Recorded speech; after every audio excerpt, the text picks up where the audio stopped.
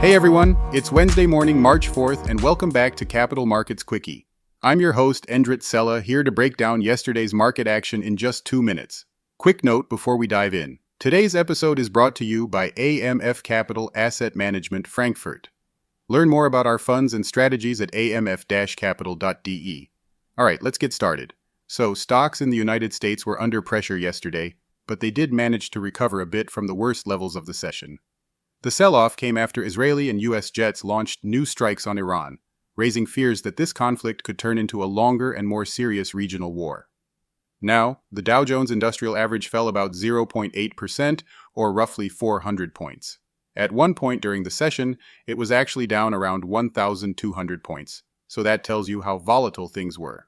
The Standard & Poor's 500 and the Nasdaq Composite both dropped about 1% as oil prices kept climbing on worries that supply could be disrupted.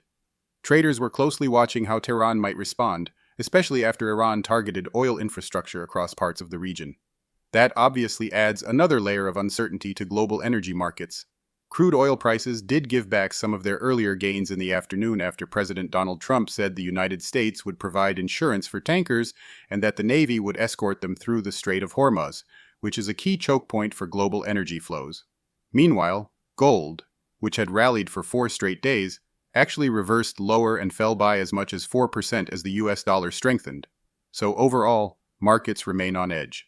Geopolitics, energy prices, and safe haven flows are clearly driving sentiment right now.